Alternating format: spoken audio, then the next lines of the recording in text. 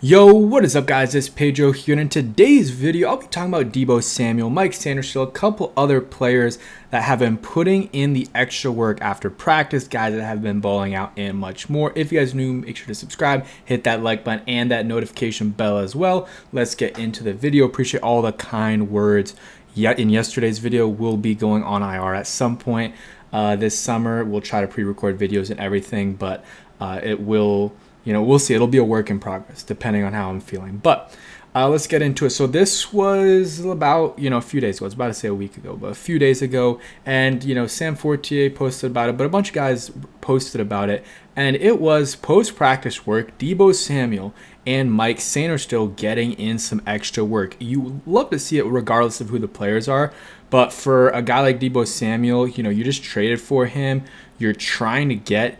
you want to get a good, recoupment on your investment. And, some people are worried about his, how, good shape he is in and stuff like that. So to see him and Mike Sainristil get in the work after practice, a veteran like Deebo Samuel and a guy like Mike Sainristil had a really good year last year and is, trying to learn from, a, vet receiver in this league. They're probably bouncing ideas off of each other, and they both can learn from each other. Because, Mike Sainristil, it's his second year, but, he is a little bit of an older second-year player and, had a really good year last year in his rookie year. So it's just great to see that, honestly. I'm really happy to see that. And, there's some other guys there. I can't see fully the numbers and everything. I believe that's number 6.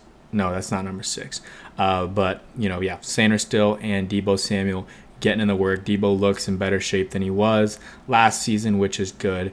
And Mike Sainristil obviously looks like he's in good shape. And shout out to Mike Sainristil. I follow him on all of his social medias. He's having his second kid, so that's great.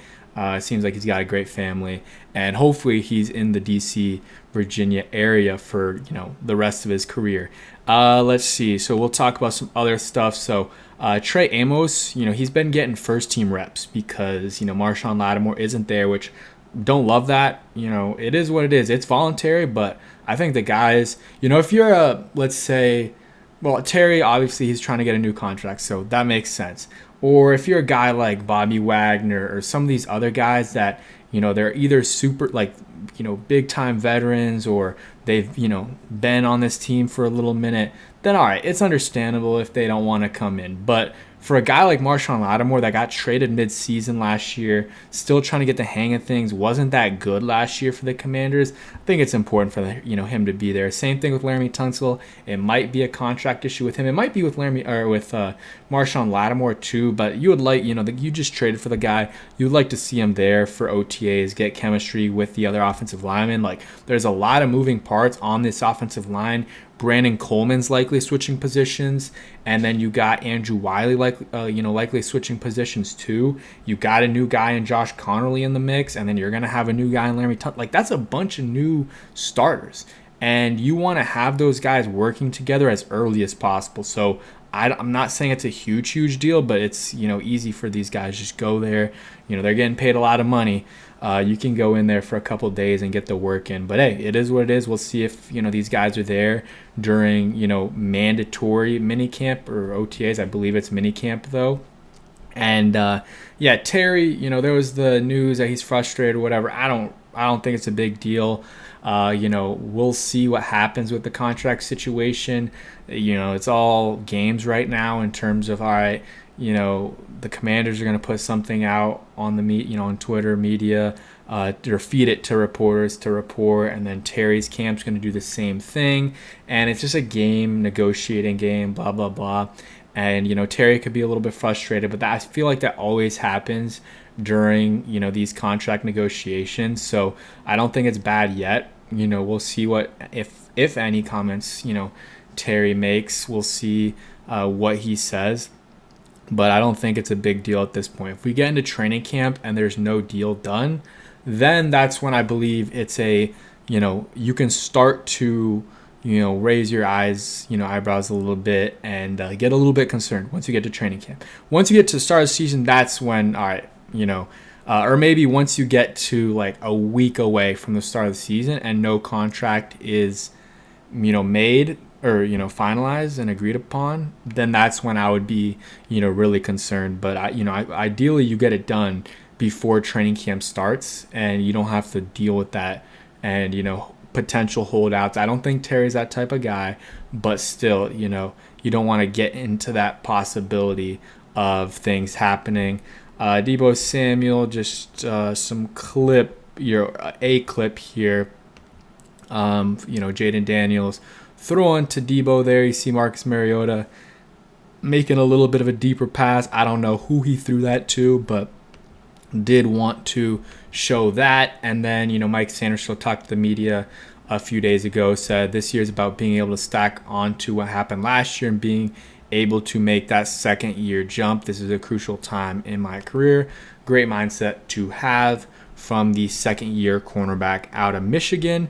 And Luke McCaffrey said, I didn't watch all the interviews, but I did, read what he said. He said things are a little bit slower this year for him, which obviously is a good thing when the game's moving slower for you. So, you're moving the same speed or better than last year, and then, game's moving slower, then, you're going to do better.